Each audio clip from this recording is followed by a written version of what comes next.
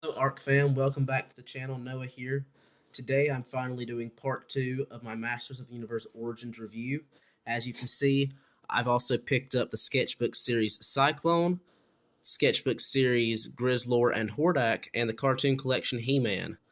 So I'll also be reviewing them in this video as well. First things first, I'm going to start off with the figures that are already opened and then end with the packaged figures. So we're going to kick things off with the Horde. I decided to go ahead and bring in Cartoon Collection Mantenna as well, seeing as I have not reviewed him on the channel thus far. This weapon is not from Mantenna. I picked it up at Toy Busters in a bin of spare parts, along with several other things for customs, and it just fit well with Mantenna. So we're going to start with Voltak, Leech, and then end with Mantenna. So moving Mantenna off to the side, and Leech, we're going to go ahead and take a closer look at Voltak. First up, we're going to look at his head sculpt. Let's turn on this light. Here we have a very nice cartoon-accurate Voltak head sculpt, very similar to the Vulture from Spider-Man. Very cool looking head overall. We see that they have reused the Turtles of Grayskull April O'Neil wings, which I will bring her in for comparison here in a little bit. Standard Cartoon Collection body for the chest, loin, and legs. We have regular Origins boots with Cartoon Collection Merman, Clawful style feet. And then the arms are just a reuse of the Cartoon Collection Skeletor. And then we have these little removable rubber pieces for the wrists and the neck. So turning off the light, we're going to go ahead and go over the articulation. But before we get to articulation, we have to look at Voltak's package. Here you can see a reuse of the standard Cartoon Collection She-Ra inspired 40th anniversary packaging with the cartoon logo down low and the luminous Castle Grayskull with Hordak's face and the red hue with the Horde bats everywhere and the 40th anniversary illuminized sticker. Turning this around, we have some nice artwork of Voltak, Bo, She-Ra, some of these little robots that he comes with. You see one over there. And a very Disney-style alligator in the background, as well as Cowl. Down here we have Empowering Generations Through Play.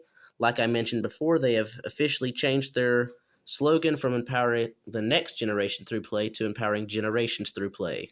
So that's pretty cool.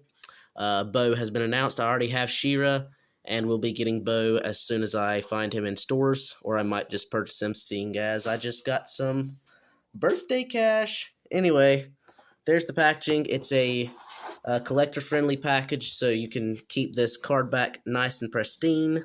It does have a little hang tab, but it's unpunched, and you don't have any way for that to show through this or hang through the plastic anyway, so it's kind of unnecessary. But anyway, the packaging is really cool, so you can put Voltak back in there if you want to. I'm not going to for the purpose of this video. Also, the mailer box is just a simple box, but it does actually show you that this is Voltak by this little outline of his silhouette, his wings, and his little robot. So that's pretty cool. Now that we've viewed his package, we're going to go ahead and go over the articulation. The wings can move down as well as up, and out to the side they are removable from the tail piece, which is also removable from the back.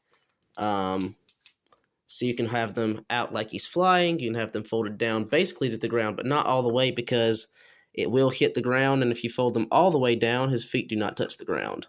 So they're always slightly out to the side, but that's okay in my opinion. Let's move this camera a little bit.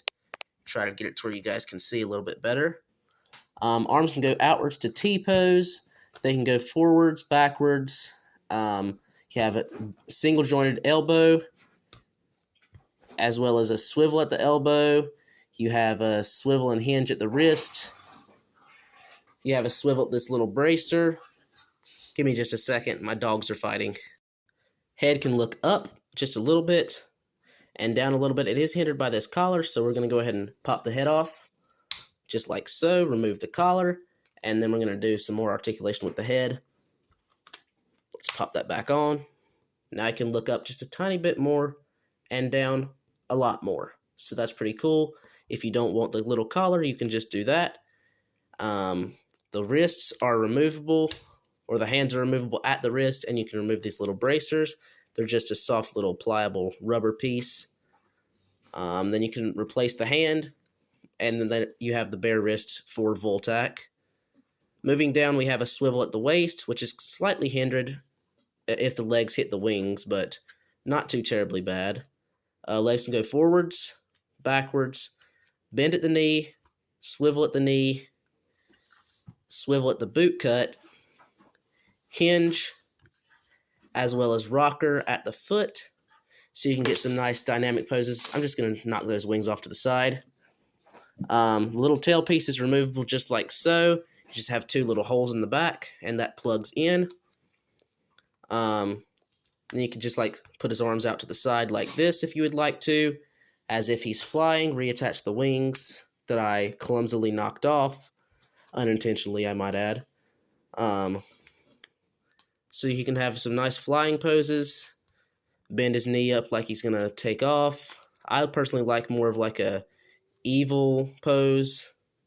One hand a little bit higher than the other, kind of like that or something like that. And then I normally take a DC Multiverse McFarlane stand and clip it around one of his legs, because you can't clip around the waist. Give me just 1 second to pose that, and then I'll raise the camera to show you.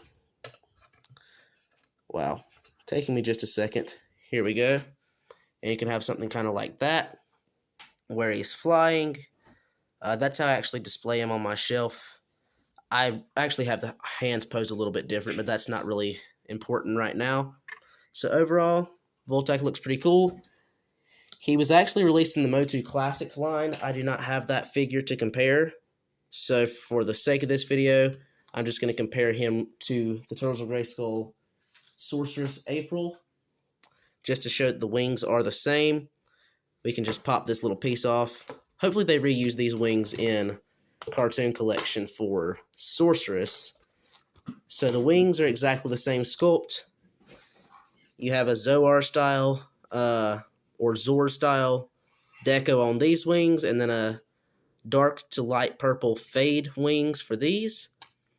And if you want to, you can of course switch these out and have different colored tails. I don't see why you'd want to do that, but if you want to, you can do something like that and just have a pink tail with the other colored wings. And then of course you can plug that onto Voltac's back or April's back, and that's how that would look. Moving on to Voltac's accessory, he comes with this little robot. He also comes with a comic book, but I have misplaced all of my comic books that I got for my exclusive figures, so I won't be showing that off. But just a little Evil Horde robot. Has a handle on the back to where you can hold it. I personally just display this on my shelf sitting on the ground like so.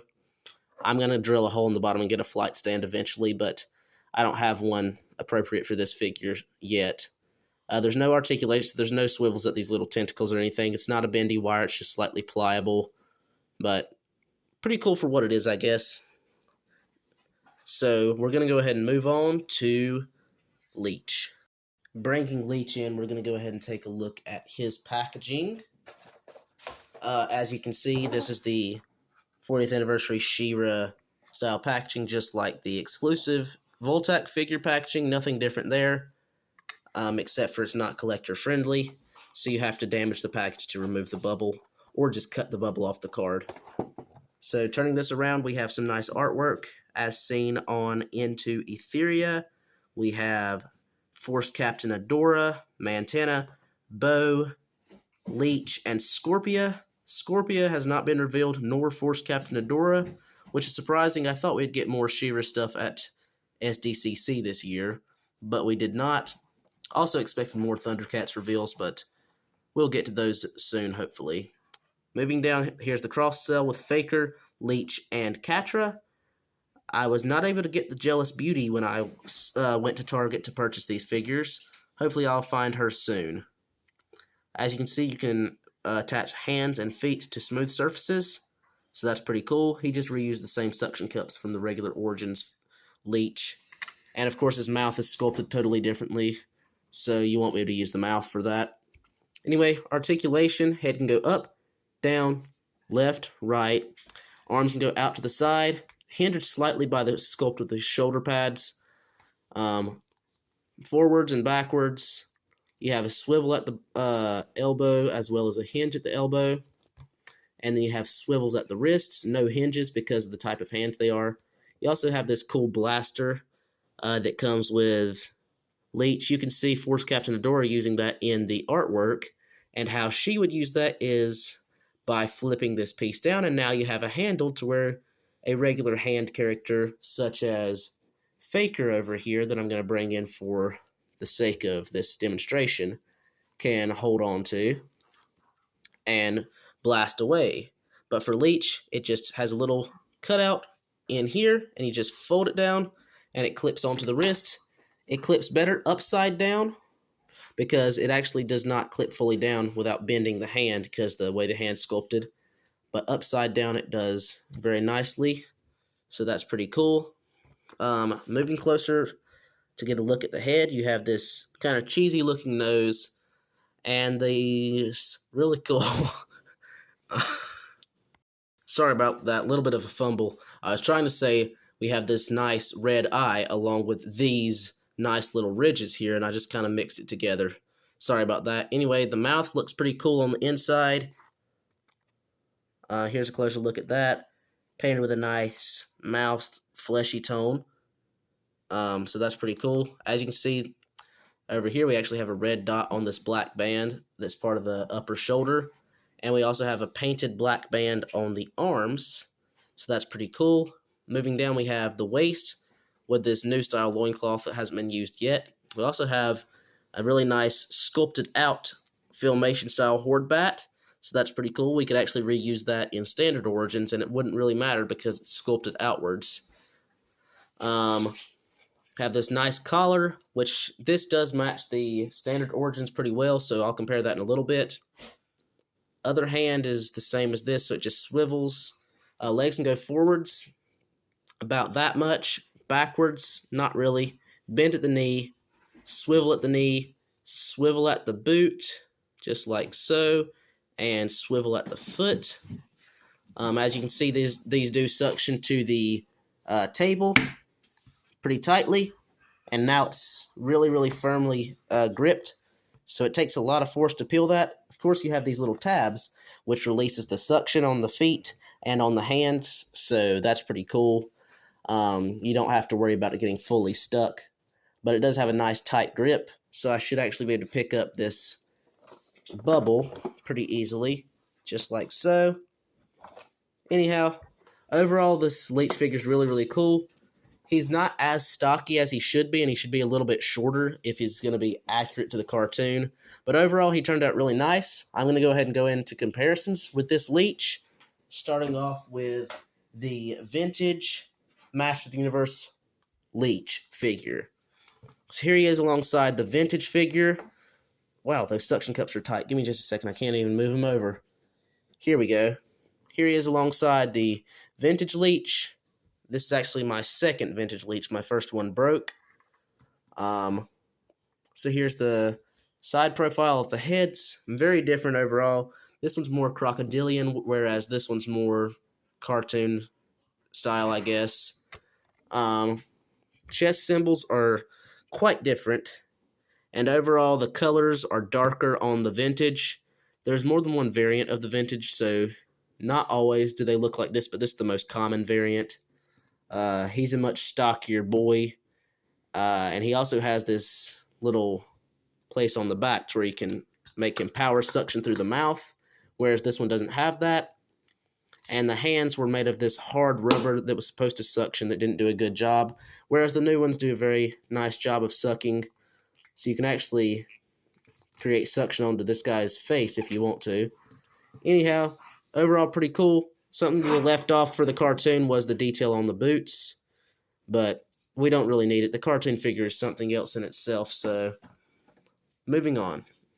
Moving on for comparisons, we have the standard Masters of the Universe Origins Leech. So overall, very different in design. I'm going to move these guys in closer so we can look at the chest symbols. Very different overall, but the colors are very similar in the chests. So we will be doing some part swaps with the arms and the heads. The legs won't really work because of the size of the waist. Moving down, here you see the Origins keeps that vintage style boot. And you can see that's a reuse of the same feet. These are actually backwards because here's the tabs. But anyhow, that's how the feet look. And the hands are the same exact sculpt like I said before. Side profile of the heads, they are very different, but they still look pretty cool together. Obviously the same character, but very different designs for the different purposes, animation and figures. But I'm glad to have animated style figures, because of course back in the 80s you see the animated cartoon and you're like, why doesn't my figure look like that? Well, now about, let's see, 40 some years later, like 43, 44 years later, they're rectifying that with these cartoon style figures. But overall, pretty cool looking. We're going to go ahead and do some part swaps really quick. First thing I did is just go ahead and swap the arms and the head onto the cartoon body. So that actually looks pretty cool to have the lighter toned legs and the darker upper half. Almost makes it seem like these are like some skin tight pants or compression boots or something like that. That's a pretty cool way that you can do that. You can also just change out the hands if you would like to, so you can still have the lighter colored flesh coming through the darker green arms if you want to do something like that. Also, we can just put the head back onto here like so, and then you can just have these dark sleeved arms or something like that, which actually looks pretty cool in my opinion. Also worth mentioning, this matches the Turtles of Grayskull Leatherhead exactly, so you can do some cool part swaps with that. I actually showed that in one of my shorts when I was on vacation when I first got this Leech figure. You can also do part swaps the opposite way, of course, by putting cartoon parts on this chunky little body, like so. Of course, this arm I just removed the hand from, but you still get the concept, just like that. That's how that would look. The waists, like I said, are totally different sizes, so you can try to do a part swap, but it just doesn't look right because you have like all this overhang, and then on this one you just have all this, once again, overhang, but from the bottom instead of the top. But overall, you can do some cool part swaps with this. We're going to go ahead and move on for our last Leech comparison. Before moving on, I wanted to bring in these torsos a little bit closer to show all the similarities, because they do share a lot of similarities and details. Just the overall girth and stuff is different, especially on the lower portion. So, overall, pretty cool looking in their different ways. I like the spine detail and more armored look on this Leech, but I do like the more muscular V silhouette shape for this torso. I'd like to see them reuse that in some other Horde characters in the future. Moving on. For our last comparison, we have the Masterverse Princess of Power Leech figure. I actually got two of these. I already had one, but subscriber Lil Shay actually sent me another one for my birthday. So shout out to Lil Shay. You can check out her channel. Overall, pretty cool looking. Very different in styles. There's going to be no part swaps. I just wanted to show off how they look side by side because they're both inspired by the animation. Just this one is animation inspired with more detailed look to fit the Masterverse styling. So that's how they look together. Moving on for our last cartoon collection Horde character, we're going to go ahead and do Mantenna. So here's the animated style Mantenna. He looks pretty cool. He has these new style arms that are a little bit different than all the other cartoon collection. You can bend at the elbow and hinge outwards. He has this very thin chest. It's actually kind of cool looking. Kind of looks like Super Skrull from Marvel, but with a horde symbol. Hands look kind of like the Turtles of Grayskull Ninja Turtles hands, but I did a comparison off camera, and they are different. So they are uniquely turtle-like hands, but they are not the same sculpt. So there's how they look. Moving in closer to look at the head. The mouth is a separate piece that's plugged in, and so is the ears. Have this nice action feature with this long lever on the back, which I don't like, but you can make him just like the cartoon. Hordak! Something's going on! Anyway, moving down, you have articulation at the waist, and you have hinge on all 4 legs, so he can do the splits. He has some really nice balance, so he can just stand on 2 feet. Legs can go outwards and splits this way, forwards this way, do a lot of stuff in the legs. So overall, legs are a really cool point on this figure. Let me turn off this light. It's kind of distracting the view of the camera. Anyhow, swivel at the shin on this part and hinge at the foot. You have this nice scaly fin-like detail on the back legs. So those are pretty cool. I'd like to actually see those reused for something. The front legs are cartoon collection style, but slimmed down. I don't know of any other figures that might reuse these. I don't have any of the new Thundercats or anything, but hinge at the ankles and swivel at the ankles, swivel at the boot, swivel at the waist. You do have standard waist, so you can plug these legs into any other torso. Might hang over a little bit. Taking this other Mantenna apart, we're going to go ahead and try that real quick. So this loincloth actually fits really nicely on standard torsos, and this little body part is a little bit smaller, so the belt will be overhanging a tiny bit from the standard Mantenna, but overall that looks pretty cool. As you can see, the eyes bug out on this vintage-inspired Mantenna as well. Overall, Mantenna turned out really good in my opinion.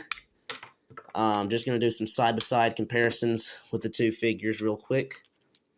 And a head swap.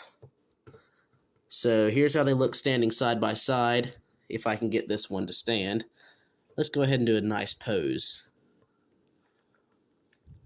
And actually, this Mantenna has enough balance that he can balance on 1 foot. So you can have him kicking a few different guys in different angles. So he can be a pretty bad butt character. Let's just balance him like that. And yeah, he can be kicking a short guy in the front, kicking a tall guy in the back, kicking a tall guy at the side, and still not fall over. So that's pretty cool. Here's how they stand side by side and how different their legs are. They're actually falling over right now, but guy with 4 legs falling over. That's kind of crazy, but anyway, I'm going to go ahead and plug up this camera because it's about to die. So give me just 1 moment. So for head swaps, here's how these figures would look with the heads on the opposite bodies. This looks stupid. He kind of looks like a mascot. But this actually looks kind of cool. It is worth mentioning that Mantenna's head is designed to fit his neck specifically because his... Give me just 1 second. Like I was saying before I knocked him off, because his neck does not have any articulation. It's just a little stick neck that's part of the torso. So it's just designed to fit over that. And all the articulation comes directly from the head. So he does not have the ability to fit properly over the neck of a standard Origins figure. It just kind of sits on top. But it actually looks okay on this figure. I mean, it's not great, but it's not bad. Moving on. Even though it's not included, to finish off part 2 of my figure reviews for Origins, I'm just going to go ahead and take a closer look at this gun. Don't know what toy line it's from, but it looks pretty cool. So here's a close look at that gun. Pretty cool. Be looking out on the channel for part 3. See you guys in the next one. Peace.